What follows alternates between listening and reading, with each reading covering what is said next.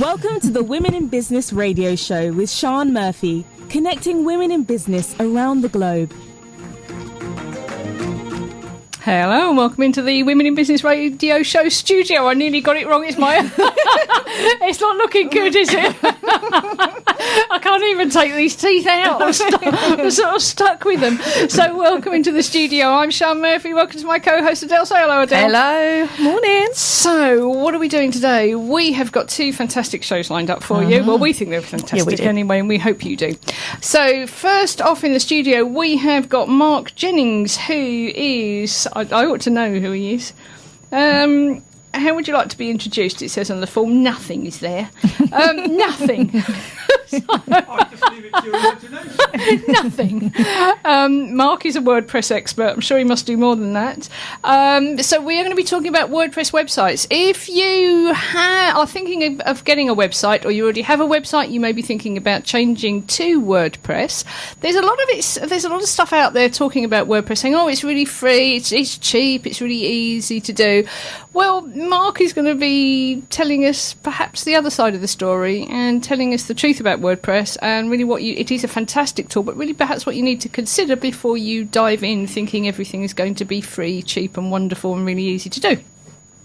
Also in the studio, in the second half of the show, but also joining us in part one, we have Desiree Silverstone, who is the founder of Head Honchos, and she is a psychotherapist who's now turned executive coach. She's the founder of Head Honchos, and we're going to be talking to her about all sorts of things. Actually, we're going to be picking her brain until there's nothing left of it. She's a leadership expert, and we're going to be talking to her about leadership. It doesn't matter whether you're leading yourself or you're leading a team. You need to know about leadership, and I think it's a skill that sometimes people make a lot of assumptions about. I think there's a lot of confusion around it. So we're going to be leaving Desiree a husk, actually, to take all of the information she's got about leadership. Leave me enough to get home, please. This is more about us, isn't it? This is not about everybody else. This is what we need. Do you know what we do? What we do, you see, if ever you're thinking of coming on the show, let's be quite honest here. What we do is we sit here and you know, what do we need to know about now? Oh, I know. We do. A winner. It's not true. It's not. It can't possibly be true because we know everything. Mark, I just want you to say something into your microphone because I've got a light not on here. So can we hear you? I don't know. Can you hear me? Oh, can we hear him? I'm not sure. I'll tell you what, I'm going to get you to move to the other microphone. Can you say something into that microphone? Now can you hear me? I can. Yeah. Oh, yes. Okay. Because we wouldn't want to miss all of the all of those little gems of wisdom about WordPress.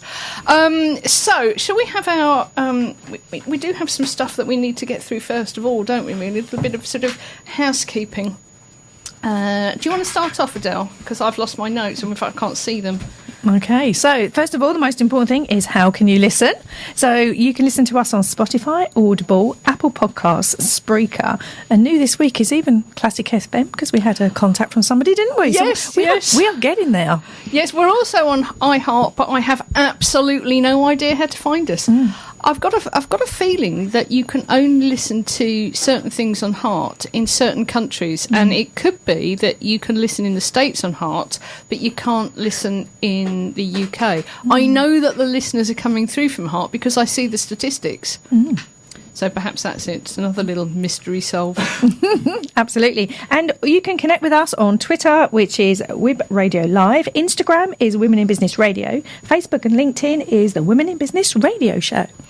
And you can now become a supporting member of the show. And I'd love to be able to tell you how, but unfortunately I can't. Apart from saying if you go to the womeninbusinessradioshow.com website, there is a link there that goes through to the members' newsletter. So it would be fantastic if you could help support the show. Have we got any announcements? We have got in the Calm Fair, we know that we've got the October and then we've got the November masterclasses. So we've got some... We have. So I'm going to do one about the Women in Business Big Show. So the Women in Business Big Show, if you are in the UK, if you're in the Southeast, and we actually have people coming down from hundreds of miles away from up north, the Women in Business Big Show, which has now become an annual event, will be happening again on August the 10th at Longfield Academy. And it brings together women in business business from all walks of life. It doesn't matter whether you're a CEO or you're putting flowers on flip-flops in the kitchen table. We all need each other, and it brings everybody together. It's really affordable to exhibit. We have all sorts of people there. We have MPs, we have local councils, so you can visit your local council stand and find out what's going on in your area, networking, free resources, fundraising. And it's supported by the FSB, who have over 200,000 members, and it's a really fun. We have 20 speakers. Are you going to be? I ought to check. Well, to be fair, right, I don't even. I didn't ask.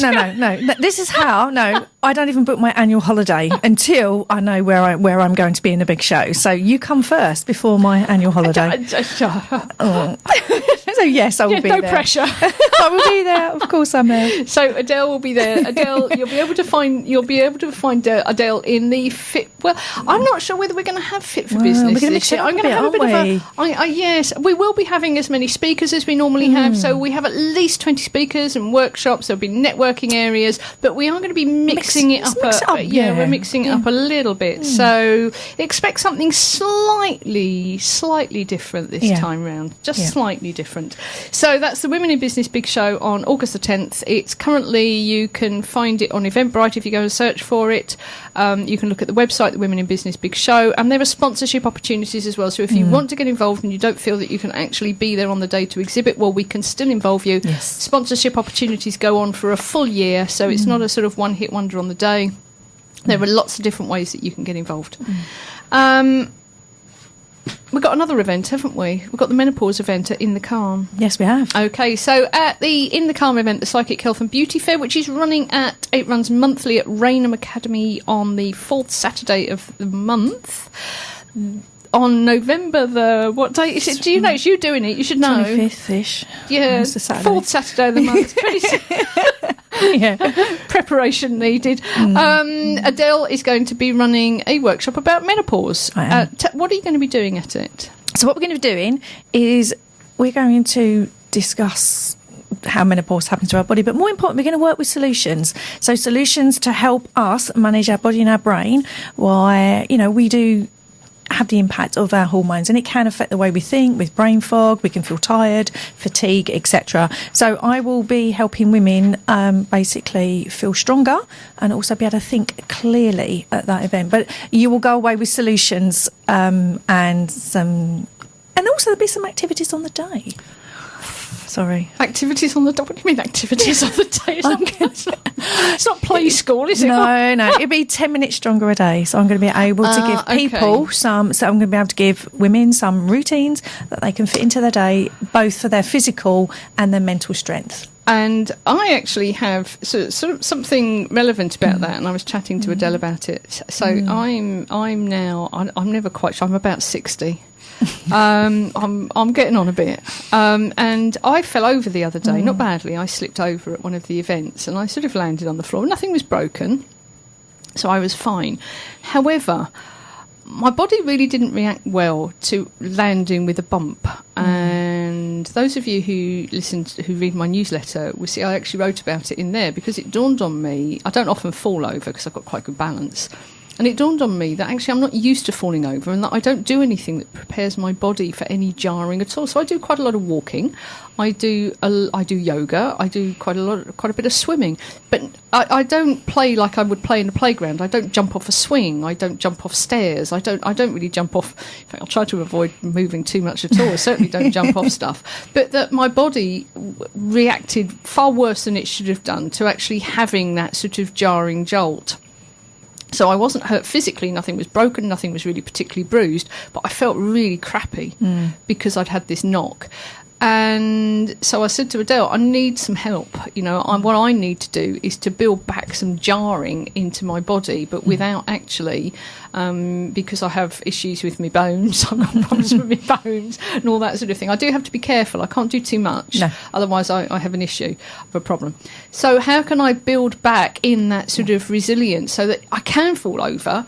I may not hurt myself, in the structural department, but I'm actually okay. So we're going to be talking about that, aren't we? Because it's really important. It's really important. And that's why I created the 10 minutes stronger a day routine to help.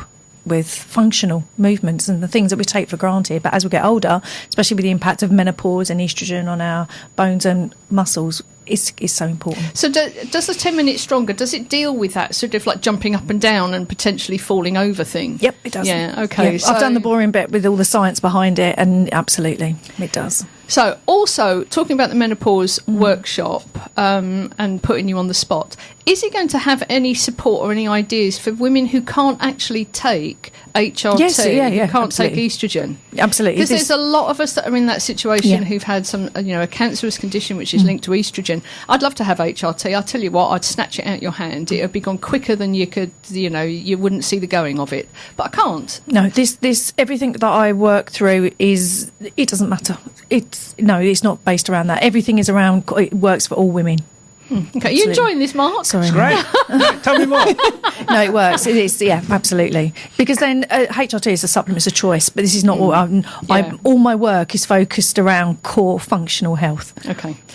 So, unfortunately, I won't be able to take part in that because I'll be running around doing something else. I should grab you in for the 10 minutes. Yeah, you'll be lucky, dear. Well, we can have a private PT session if you fancy it. You'll have to find me first. Okay, I think we need to get down into some of the little sort of regular things that we do at the start of the show. I'd love to know if anybody thinks this is useful. I've got no idea at all. No, we do, because people have said they've got books, podcasts, and they've grabbed some of the tools that we talk about, to be fair. They have, haven't they? You're right. So let's go through it. So, Desiree, have you listened to the show? You see, if you haven't listened to the show, I do like this. I love this bit. This is my fun. If you haven't listened, you see, you won't know that we do this because this isn't on anything that we send out. So, in actual fact, I don't want you to know that we're doing this because I really like the spontaneity of actually not thinking things through, of actually sort of coming up with what happens on the day. The challenge is for Adelle and I, who try and come up with something for every week. So let's have a quick round what are those things? Round the houses on. So a top tip for being in business. Have you got one for this week? Yeah, I have actually. And for me, the top tip for being in business, it's okay to stop and step back. Now, I'm not talking about stopping for half an hour and having a break. If you feel you're doing something and it doesn't feel right, stop. And I mean stop for 1 day or 2 days and just sit back and contemplate, because sometimes we do what people think we should be doing. And for me this week, I took a really difficult decision and I just stopped. And I stopped for 2 days, cancelled everything out of my diary. And a bit like you, Sian, you messaged me, and within half an hour of you, my dad had a fall. And I had to go and pick him up, and I just thought to myself, no, I'm stopping. And I did. I stopped. So my tip for business is, if it doesn't feel right, rather than keep going with it, stop, think, move to, and I went out for a drive and I went and sat somewhere and I thought to myself, what is it what I want? What is it my business wants? What is it my client wants? I would say sometimes it's okay to stop. But I don't mean stop, I mean stop. I think the real trick is actually realising when it doesn't feel right. I think if we're going too fast, if we're going too busy, if we're keeping ourselves occupied with busy doing, sometimes you don't listen to, because what we're talking about here really is your intuition or your gut instinct. Yes. And just taking the time to tune into that and then act. So I think I would actually go one back and make sure that you give yourself time to listen to how you're feeling. Yes. I know that listening and feeling doesn't necessarily make sense, but you know what I mean. And being brave enough to say, actually, I'm going to stop. I'm going to clear this for 2 days and think. And then being brave enough to make the difficult decision. Yeah, absolutely. Because it may not be a decision that other people want you to make. Okay, thank you. So, top tip for being in business, if it doesn't feel right, stop. Yep. Thank you. Desiree, have you got a top tip for being in business? Yes, I do indeed. It's a follow-on from Adelle, actually, and it may sound counterintuitive to what we have to do in business, which is the doing, but it's sleep. Because if you go to work and you are really tired, it's the equivalent of going to work drunk. That's the level that you're operating on. So, you're not operating to optimal levels. And also, when you sleep, your brain produces chemicals that help your neurons actually multiply or develop. It's one of the things in addition to aerobic exercise. And also it helps store memories. In the days of old, you used to, and you, Mark, you probably know more about this than I do, of defragging. You know, it puts things in different places and sort of... Why would he know? Well, he's a computer guy. Defragging the computer disk. So, I thought there'd been some strange connection or conversation going on the other side of the desk. Okay, and I think you're absolutely right. And I think so often I see things on social media, people who are almost boasting about, you know, they're running on. I think there are some people who can run on 4 hours a night. I have a son who is like that, and he's always been like it. Fine. But I think there are other people who they need the sleep that they need, and they sacrifice even just one hour, sacrificing the sleep that they need to get that one last thing on their to-do list done. Yeah, and according to one of my favourite people, Andrew Huberman, Professor Andrew Huberman, I love his podcasts, and he's very, very knowledgeable. He says the quality of sleep between 10 and 2 is better quality than afterwards. So, you know, that's the time that you get nourishing sleep. That's my word for it. So if you're choosing between a sort of one of your Netflix series and sleep, choose the sleep. And perhaps we'll hear a little bit more about Professor Andrew Huberman, maybe look him up as a podcast recommendation for later. So thank you, sleep. Mark, have you got a top tip for business? Yes, except that things will go wrong. Okay. I'm ex-military, and the saying in the military is no plan survives first contact with the enemy. And I know we don't have enemies as such, but no matter how well you plan, something will go wrong. And just accept it. Okay. Yeah, I like that. It does go wrong. Now, the next question is something that we used to do at the end, but then it always just got forgotten about. But I think it's really quite useful. So it's, what do you know now that you wish you'd have known when you started out? Adele, you and I can't have any more left. What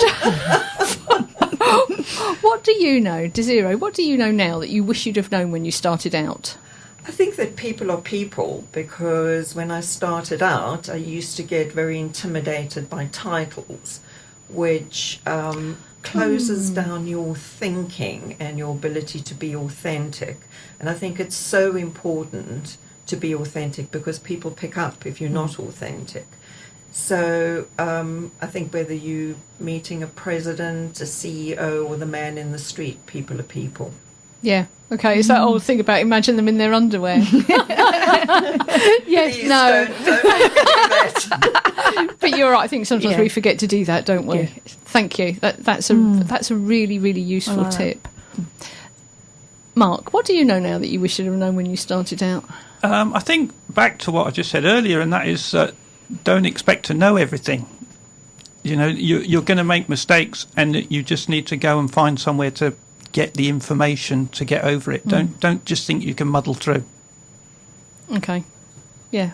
So it's okay not to know everything. Yeah. Yeah. All right. Super. I do a lot of muddling, Mark. We'll all get on very, very well together, won't we? In fact, I did something sort of quite similar to that today, which was actually last night, was that I put my website. I redesigned my website. Well, design may be a bit of a grand word. And I put it out there, and I thought it's just got to go.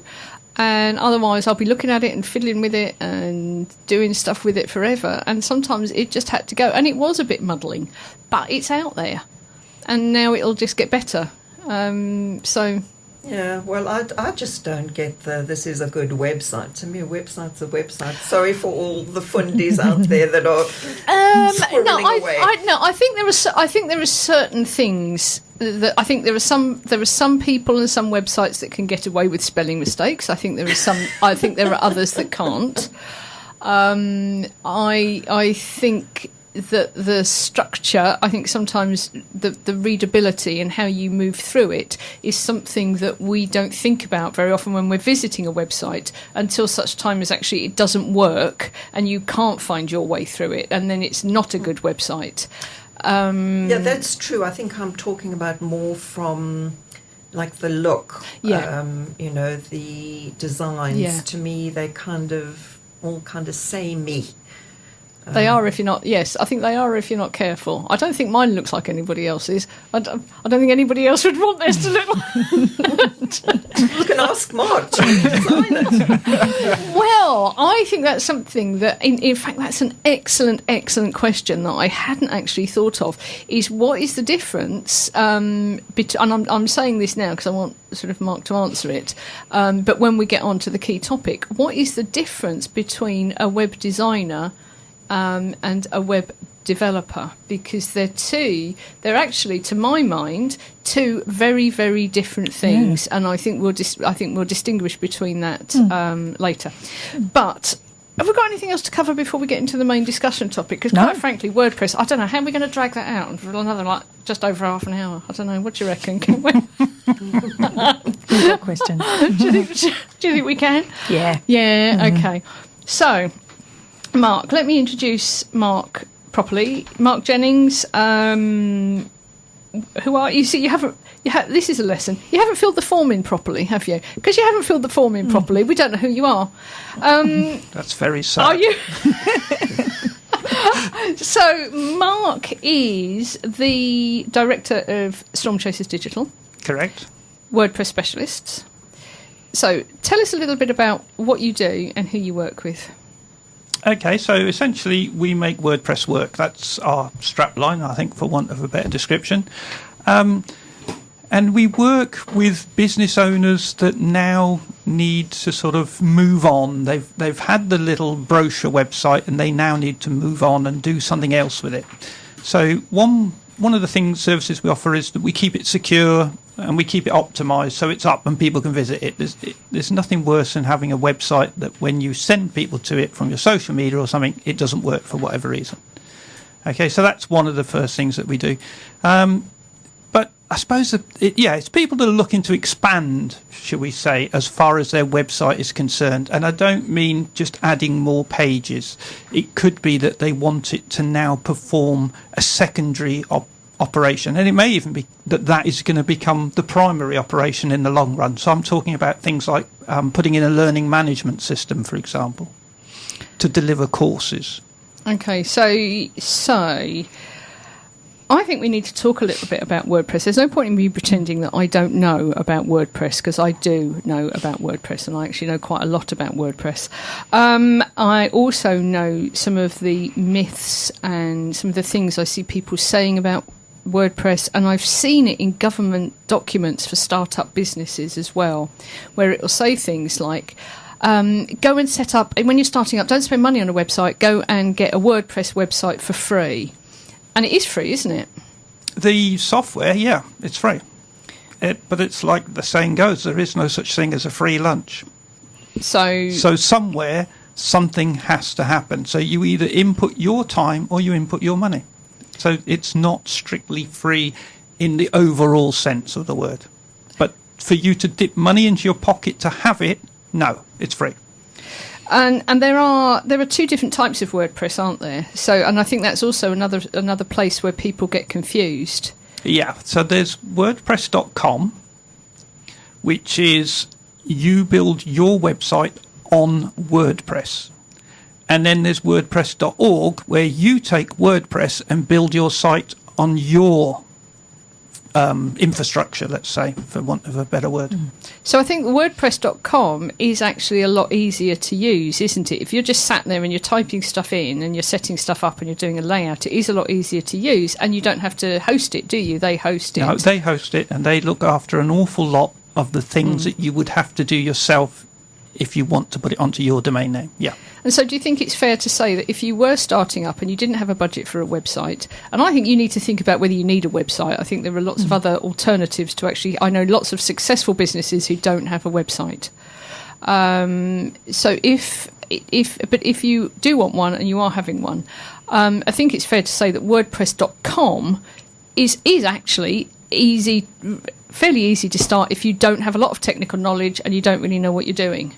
Yeah, for sure. Yeah. But I always encourage people to sit down with pen and paper first, and think, where is this going? So who's it for, and what's its purpose? Okay, because until you've done that, it's like saying, well, we'll use a hammer, but you've got a screw. So you do need to work out where it's going first. So at the moment, I just want people to be able to find me and contact me. Great. But in 3 years' time, where does it need to be? Because that should influence the decision of what software you're going to use. And that could be that you're not going to use WordPress at all. But it could also be that you need to look at what will happen. Say in a year's time, if you think, right, okay, I want to move on to a different platform, I want to advance, I want some more functions. Can I get my stuff off of where it is and onto something else if I want to change? Yeah. So I say, where's it going? What's your route map, and then what's the best car to be in to start your journey? Because if you spend an awful lot of time writing articles, blog posts, connecting and doing things, and then in a year's time you realise actually where this is doesn't work, I want to, I don't know, put a shop on it, or I want a learning management system, or I want a membership site, and you can't do it where it is, is all of what you've done going to go down the pan? Not just your articles, but what about any... I don't know, what should we call it, like search engine optimization, any juice you've got from where you've been? What happens to all of that? Or do you just have to throw it all in the bin? No, so I said that's why you need to sort of consider this in the long term. So let's just say you've decided you want to do a particular business. Let's be a coach, okay? Now, as a coach, it may be that your escape strategy is, I'm going to do this for 10 years, I'm going to earn enough money, and I'm going to stop. Well, that's fine then, because you don't need to worry about it. This is not part of your business real estate that you're going to sell on to somebody. But on the other hand, if you're running a garage and you want to sell it after 10 years, you need to be able to pass this on. So again, that needs to be part of your thinking, and how do we sell this on to somebody else? Because they're going to want the website. So how do I do that? Yes, and if you don't own the website, if WordPress.com has your website, you don't actually... No, it's not. Okay. So what sort of control do I need? What sort of level of control do I need over my website to deal with my business plan moving forwards? Yeah. So, like I said, what's its purpose, and how is it going to be fulfilled? So, as I say, it could be that that's part of your escape strategy and you're going to sell it, for example. Okay, so looking at, say you want a website, or you want to do something different with the website that you've got, I think there are some terms there that people do find confusing, and I mentioned them a little bit earlier, such as a web designer and a web developer. And I think you can get one or the other, and it can go horribly wrong, and you need to know what you're buying.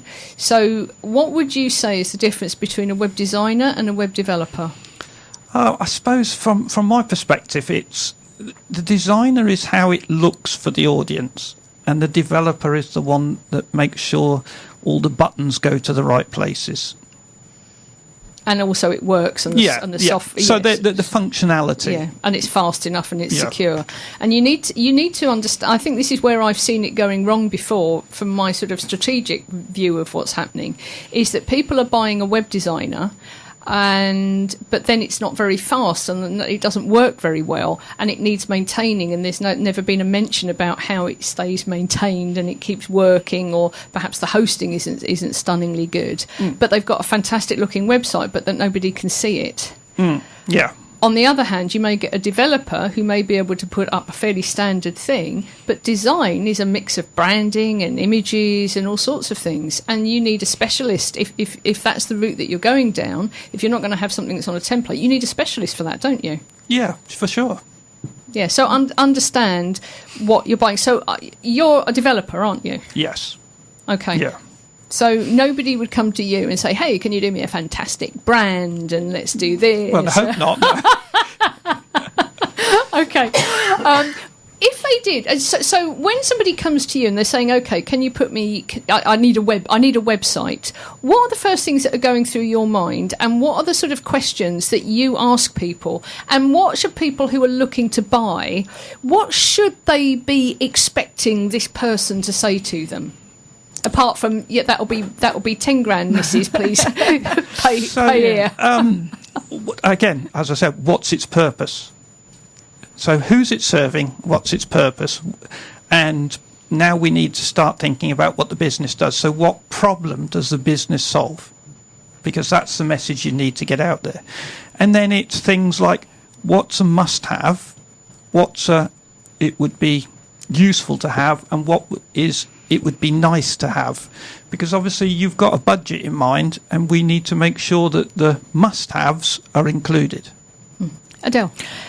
I've got a question, Mark. So for instance, I've done the brochure website. I'm going on to WordPress, but I know in my 3-year plan, I might be selling sweatshirts or sport material, or sporting clothes. So I sort of know I might need a Shopify, but I don't need it switched on now.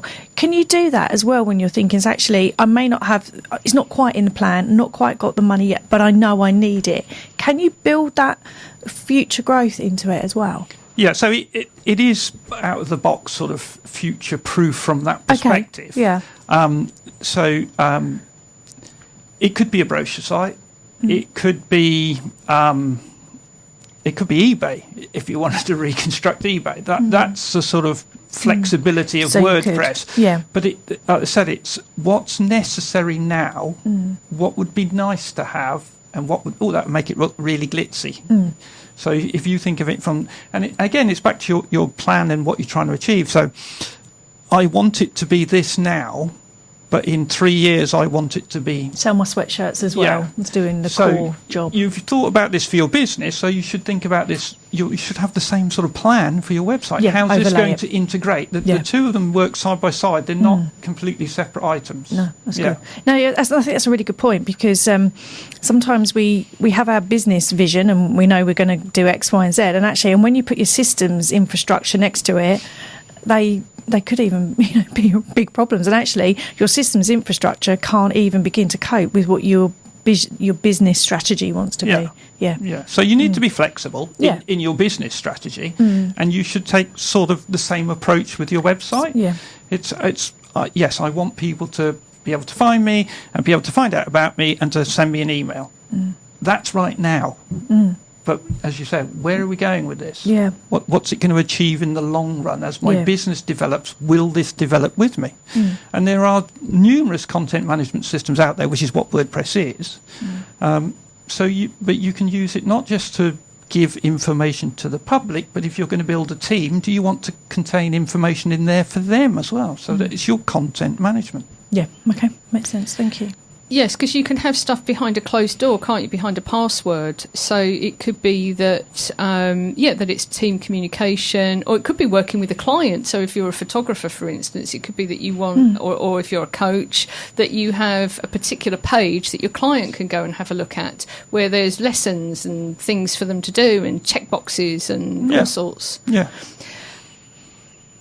We've got down here, it says, are there questions that people should ask but don't? And what you've put is, what can my WordPress website do for my business? And when I looked at that, because I do look at stuff every now and then, when I looked at that, I thought, well, that's really bland, isn't it? Can I come up with anything better than that? But then when I thought about it, that's actually a question that people don't ask. They're very often, I think, coming at things, because I know that's, as a businesswoman, this is what I do. They're coming at it from too, is it far away or too close? They're sort of looking and going, okay, I need a website. What can WordPress do for my website? Yeah. Whereas you've gone back and said, what can my WordPress website do for my business? Exactly. Yeah. So that this is, like I was saying earlier, this in 3 years' time, I want to do, and as Adelle said, I want it to be a shop, perhaps. Can WordPress be a shop for my business? I mentioned learning management systems. So if you're a coach and you want to sort of draw away from the one-to-ones and have people go and learn stuff online. It can be a learning management system. So what can it do for my business? Yeah, and people don't ask that. They're focused on the immediate sort of problem rather than... Are there any circumstances where somebody might come to you, and because there are thousands of ways of getting websites, aren't there? I mean, sure. there are so many ways that you can actually go and do them. And one of the things, I mean, for instance, that I've noticed over the last sort of year or so is that a lot of the email marketing platforms like Constant Contact, MailerLite, and I'm sure there are more, actually have like mini website functionality built into them. So you can actually, they've had landing pages for a while. And they now you can build websites from inside them for like £20-30 a month.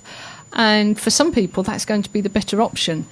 If somebody came to you and said, OK, I want a website, I want a WordPress website, are there circumstances, things about them, their conversation, their business that would actually get you to say, actually, I don't think this is right for you, or I don't think it's right for you now? Yes. Like I said, back to that conversation, what's necessary, what would be useful, and what would be the glitzy glamour, because if they don't know that, or they don't know where the business is going to be in 5 years, it's possibly an investment that they don't need, and there'll be something that will succeed at what their immediate needs are. Far better. So what I'm thinking about is, for instance, somebody wants to sell a few. Adelle, you mentioned like sweatshirt. So somebody wants to sell. They've set up a business where they're retailing, and what they want to do is they want to sell a few retail goods to some people. So rather than setting up a huge big e-commerce website with all of the management and stuff that goes into it, perhaps they should look at setting up on Shopify, which I think is now between £5 and £30 a month, and to go and do that. And I think also, what about ongoing maintenance? Because I always think of websites like cars. That's a fairly good analogy. I've got my car, haven't I? I've got it. There it is. It's on the drive. It's lovely. It looks super. And I've paid for it. It's all mine. I've paid for it. So that's done and dusted. But what are the ongoing implications of WordPress? Well, I mean, I don't think it's just WordPress, to be honest. It's any software. It can become vulnerable over time. People find ways to do things to it. And also, as you add stuff into it, it's like taking back to your car, and I've bought this car and it's me. I'm off, and I can do 70 miles an hour, no problem. I can get there in 5 seconds. It's great. Now all of a sudden I've got 3 passengers and I can't get to 70 miles an hour and I can only do 55. Why is that? So people don't sort of think about those sort of things. So, but 70 miles an hour is the target. That's where you need to be. So how do we make sure you can stay there? And that's generally, looking at the car analogy, sort of, is that something that people can do themselves, or do they need to pay for the mechanic? Well, it's the same thing, isn't it? It's back to where we started from. That of course you can do it yourself. All you have to do is invest a lot of time. I'm definitely paying for the mechanic. Yeah, me too. And it's it's like so many things. You could do your bookkeeping yourself. Do you want to, or would you rather somebody that actually knows what they're doing did it, so that when you hand your tax returns in, they're right? Yeah, I think whatever you're doing, at some point you need to make a decision, don't you, about whether you're going to do the accounts or train or give it to somebody else or train as an accountant. And I think there are some things where you're actually looking at training in a new profession, aren't you? So looking after your car, you may be able to put petrol in and change the oil. But when it comes to the gearbox, you need to either be a mechanic or pay for one. Yeah, and I know from talking to other businesses, you go in and go, you look at that, I'm looking at that upfront cost, so I'm going to do it myself. And then what happens is you end up spending your time, but worst of all, you're in a worse position than where you started and ended up paying more money for somebody to put it right because you thought you could do this. So for me, when you're setting up your business, sometimes there are some costs that actually, I know what I can do and I know what I can't do. I've spoken to so many women that have ended up paying twice because they thought they could do it and actually they couldn't. So we do need to be mindful of that. But I also, again, coming back to what you said, Mark, I know I say, what's the problem you're trying to solve? Is the website, what is it? And if it truly is a website and you've got a 3-year plan and you do want to sell sweatshirts and planners off of it, then find the money up front. Because then that way that's done properly. But if it isn't and it is just a landing page, then find a suitable solution for that. And even then it might be worth just someone having a look at it. Because I do speak to a lot of women that I've had to pay twice for a website. Yes. Because I did it and I did it so wrong and so bad it didn't work. And I personally, I sort of can't help thinking that that's the fault. Sorry, Mark, of the web developer to some extent, not asking the right questions, but also for us. I mean, we must hold some responsibility, mustn't we, for actually not finding out what questions to ask before we start approaching people. Like, how is this design going to happen? What if you want something designed, what design experience do you have? What are you going to bring to the party? What matters? Who's going to take photographs? How's that going to happen? And that's what you said, isn't it, about having a web designer versus a web developer?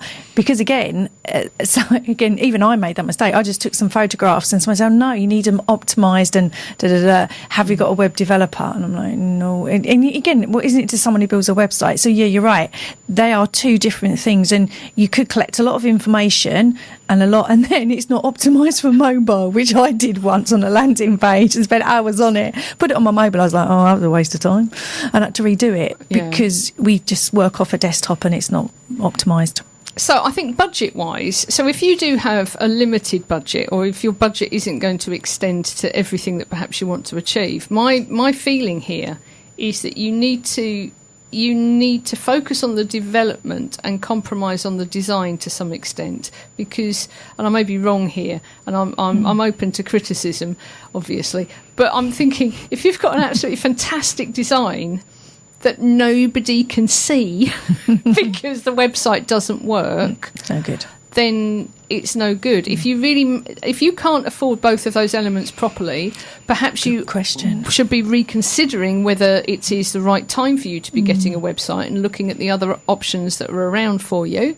Pages on LinkedIn, pages on Facebook, Google Business, Google My Business. What about getting something on Wix or WordPress.com, or something from, say, like Constant Contact, and doing something along those lines? How important is it? How I mean, they're not easy peasy lemon squeezy, but they are doable by yourself with time.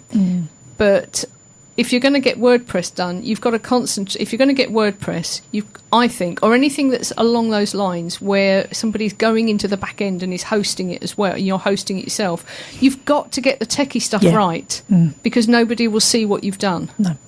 And again, we had this discussion. We always have a little discussion before air, don't we? Yeah. And then you've written a blog 2 years ago. Click on the link, and the page not found. So again, it's the little things, it's the maintenance. See, I designed my website. It was really simple. I designed it. I used Divi, which is, I think I like Divi, but I've used Divi, and there it is. I've looked at it, and there it is on Chrome. That looks nice. It all works. And then it doesn't work on Firefox or Safari, so that needed sorted out.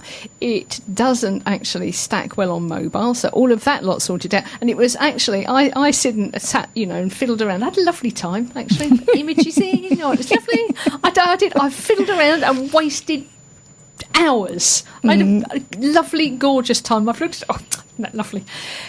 Took 3 days to actually optimise it and sort it all out. All of the stuff that you can't see when you're building it had to be fiddled around with. It's like the foundations, and actually put right. If it had been done right in the first place, if all of the spacing had been sorted out, or I'd used a different theme. If I'd have used a different theme, something like, I think, Beaver Builder, all of that would actually have been done. But no, I didn't want to use that. I wanted to use Divi because it has sliding things and, and different fonts and different pretty. It's coming back to the foundations of a house, isn't it? It's the stuff that people don't see, but it's really important. So my design, and we'll call it a design, that's a bit loose actually, it's very simple. Wasn't necessarily wasted, but we could have, 3 days could have been saved if it had been built in at the front. And if I didn't, if somebody who looked at it hadn't have looked at it, I would never have known. And people would have been clicking on it, and actually the website would have looked crappy, and they wouldn't have been able to get onto it properly. And all of my time sat there, and me sending things out and newsletters and, hey, get this and do this, all completely wasted. So the rest of my social media marketing, anything else that went on, total waste of time, because people can't actually open the damn thing. And there was no telephone, there was no click to call on there. Sounds really simple, doesn't it? Yeah. So I hadn't thought about that. I've got a phone number on there now, doing it. But people now, they want to go on and press a button and call, don't they? Yes. And it's little things like that. So I'm looking at some of the information that's down here, and one of the things that you've written down is there any bad advice that's sometimes given or any misconceptions that people have around your area of expertise? So let's talk about sort of websites, and I know it's also Google Analytics, isn't it? So, and you were talking, and what you said here is that you can't guarantee the visitors to the website, but I think people sometimes assume that you've got this website, as long as it's sort of okay, that stuff will happen. Yeah, it's like a signpost in the desert, as the expression goes. Yeah. You can't. It's not just if you build it, they will come. No. I wish. So it's about making sure that, once again, you know where your website fits into your strategy, into your marketing strategy. It's no good having it there. You're going to have to put it on your business cards or send people to it through your other marketing activities, or spend. We ought to mention SEO. Yeah. Oughtn't we? Because very often the two things go together. Because I hear people say, "Oh, I'm going to get WordPress because the SEO's really good." Google understands WordPress quite easily, which is, from that point of view, that's not a misnomer, shall we say? So yes, from that point of view, the SEO is good. And the thing with WordPress is that you can have what's called plugins, and it's like the options that you get on your car. So you can say, "Oh, I've got bored with steel wheels, I want alloys." So you can just swap the wheels around. But you get plugins, bits of software that you can just add into WordPress, which will do things for you. And there are both free versions and paid versions of so many of these things, and you can get one that will do or help with your SEO. It won't do SEO. You have to write. You still have to do the words on the page. And that's what a lot of people get confused with, it is that it's about writing for people. Because it is people that will read it. So with SEO, what do you recommend? Because it's the sort of thing I think people do get confused about. And to my mind, that it can be quite expensive and time-consuming to do SEO, can't it? Yeah. The same as it is to do. Yeah. Okay. Back to our analogy with the bookkeeper again. It's So basically, there's no free lunch. No. If you're not going to employ an SEO specialist or spend a long time doing it yourself, write for people. Always write for people. Yeah, it's always right for the person that's going to be reading it. And look at your ongoing costs. Yep. So when you're getting your website built, all right, you're going to get it built, but what else is going to happen moving forwards? How is it going to be looked after? How is it going to be hosted? How is it going to be maintained? Yeah, so you have to pay for your hosting, either monthly or annually or whatever. You have to pay for your domain name annually, biannually, however you've set it up. So you pay for all of these tools that you use in your business. If you use an accountant, you pay for them monthly. If you use accounting software yourself, you'll pay for that monthly. So you do need to factor all of this in. But we were talking about upfront cost earlier, Adele was, but sometimes you can actually have a website that you pay for monthly. So you mentioned Shopify, but some developers, designers will do that with WordPress, for example. So you haven't necessarily got to stump up huge amounts of cash. I suppose it's a bit like being a plumber and buying a van. You'll have to put a deposit down, but then you'll pay for it over a period of time where you've agreed with this person. So that's something else to factor into your... So you can actually talk to the developers and say, actually, so if they won't do it, well then maybe you're back to shopping around. I don't like VW, I'm going to go and buy a Vauxhall. Because the finance is different. Exactly. It's got to be horses for courses. Yeah, I like that. So looking, perhaps I think we've gone over into sort of websites in general, haven't we, really? Because perhaps you can't just focus down on one way of building them. Looking at sort of, let's say, buying a website generally, what would be your top tip for somebody getting their very first website in their business? Draw the idea of what you want first, and I mean literally draw it. Yeah. So how do you want the pages to look? How do you think they're going to connect together? And then go and talk to somebody and say, can you do this? Is this possible? Because I did that, don't laugh, on PowerPoint.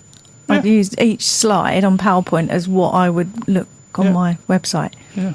Because trying to explain it like a mood board. The very first, like a mood board of colours, fonts, and then from that I literally had a PowerPoint slide deck because that was the only way I could really, as a vision person, it's the only way I could articulate how I wanted it to look.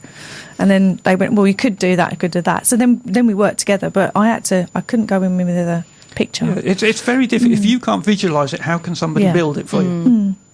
I used my new tool, X-Tiles, Did to do mine, which I then sat and did quietly on my own because I didn't want anybody else poking their nose in. So I used X-Tiles to actually draw it out and put images in and all of that sort of thing. And I just used that because I found that quite easy to move things around, actually. Yeah. So I think that's a super tool. So, Mark, how can people get hold of you? They can just go to the website, stormchasersdigital.com, and either use the phone number on there or send me a message from the contact page. Mark Jennings, Stormchasers Digital, thank you very much.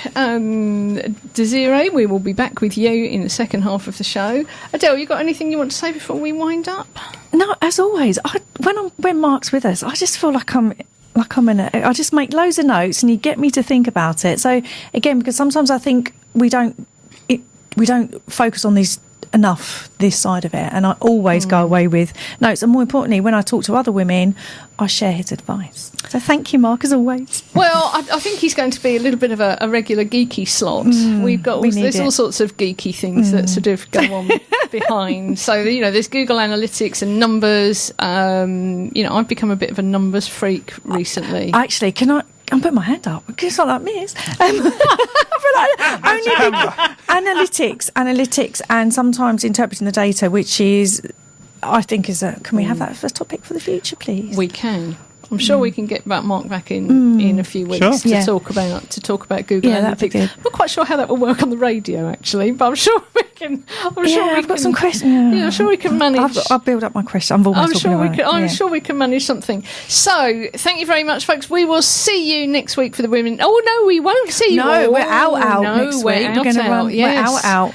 We're having a week off. We're out. It has to happen. Yes, we're going. We're going to do a bit planning afterwards, aren't we? Yeah, we're going to some sort of like whiny thing, which I'm sure brunch. It'll be starting about 9:30. It's brunch. It'll be got a women's brunch. Yes, we've got a women's brunch, and then we're going to have a little planning session. Yes, and then we've got a planning session, which is something I don't often do. Those of you who know me, I just sort of stand up and do stuff. 2023. Yeah, this is my new resolution. I'm planning stuff. Okay, folks, we will see you soon. Take care in the meantime. Bye. Bye. Bye. Tune in next week to the Women in Business radio show for more stories, ideas, and inspiration to help you grow your business.